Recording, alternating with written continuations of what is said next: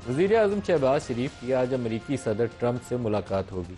मुलाकात बहुत हवालों से अहमियत की हामिल है। पाकिस्तान से जब भी किसी वज़ीर-ए-आज़म की अमरीकी सदर से मुलाकात हो तो आम तौर पर हम तवक्को रखते हैं कि इकनॉमिक डेवलपमेंट के हवाले से और डिफेंस कॉपरेशन के हवाले से पेशरफ्त होगी। और माजी भी हम देखें दोनों ममालिक का, तो अमेरिका के साथ हमारी जो तिजारत है दो तरफ़ा, अगर किसी एक मुल्क की बात करें, यूरोपियन यूनियन वैसे हमारा ट्रेडिंग ब्लॉक के तौर पर सबसे बड़ा पार्टनर बनता है, लेकिन एक मुल्क वाहद अगर मुल्क के तौर पर देखें तो अमेरिका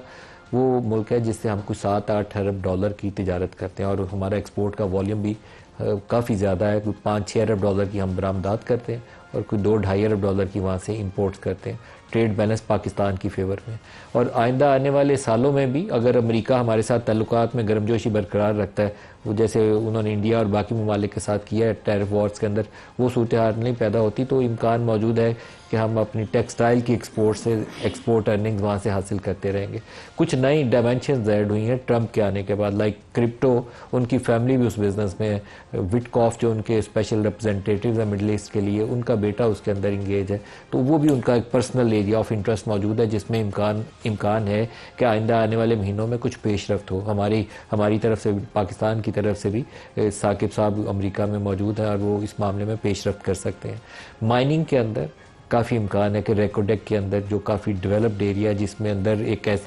ऐसी माइन है जो one of the largest copper mine in the world है और उसके अंदर उनकी सरमायाकारी आने का इम्कान है, इसलिए कि उन्हें रेयर अर्थ्स चाहिए और रेयर अर्थ्स अगर चाइना से उनको नहीं मिल पाती तो ये एक बड़ा पाकिस्तान का जो इलाका है रेकोडेक वाला, वो एक बड़ा एरिया बन सकता है जहाँ से उनकी ज़रूरियात पूरी हो सकती हैं। ऑफशोर ड्रिलिंग, ये उनका थर्ड एक एरिया ऑफ इंटरेस्ट है जिसके अंदर वाज़े तौर पर अमेरिकी इंतज़ामिया का इंटरेस्ट है कि हम पाकिस्तान में जाएँ और ऑफशोर ड्रिलिंग में हिस्सा लें। लेकिन दोनों ममालिक का जो माजी है उसके ताल्लुकात के अंदर उतार चढ़ाव बहुत ज़्यादा है। कभी तो लगता ये था कि हम उनके मेजर नॉन नेटो एलाई, ये हमें कहते हैं मेजर नॉन नेटो एलाई, और कभी हम मोस्ट सैंक्शनड एलाई बन जाते हैं उनके। ये इसलिए है कि जब उन्हें अपने फॉरेन पॉलिसी गोल्स इस इलाके के अंदर परसू करने होते हैं तो हमें इम्ब्रेस कर लेते हैं, दोनों बाजू खोल के हमें गले लगा लेते हैं। जब वो फॉरेन पॉलिसी गोल्स अचीव हो जाते हैं तो फिर वो सैंक्शंस लगा के पीछे हट जाते हैं। जब जिस ज़माने से पाकिस्तान से बुड्ढा बेट से उनका वो U2 उड़ा करता था चाइना की जासूसी करने के लिए, उस ज़माने से लेकर सीटो सेंटो की रुकनीत तक और फिर जहाद अफ़गानिस्तान में हम उनके साथ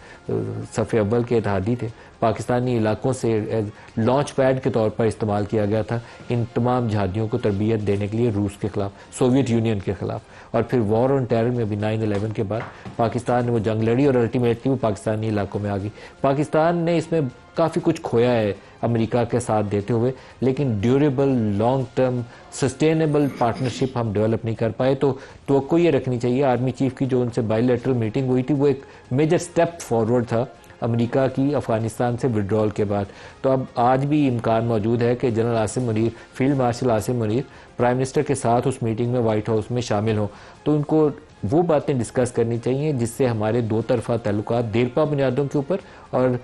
ऐसी उसकी बुनियाद हो कि जिसको लेकर हम आगे चल सकें। ये ना हो कि उन्हें बगराम एयर बेस चाहिए तो हमें तो वो जफा डाल लें, लेकिन बगराम के बाद वो दोबारा हमारे ऊपर सैंक्शंस लगाएं और चलते बने। वो वाली सिचुएशन हमें डेवलप होने से गुरेज करना चाहिए। तो आज जो प्रोग्राम में हमारे साथ शुरका है उनसे ये पाकिस्तान अमेरिका ताल्लुकात और जो ओवरऑल UN जनरल असम्बली की साइड लाइन्स के ऊपर मिडल ईस्ट के हवाले से भी मुलाकातें हो रही हैं,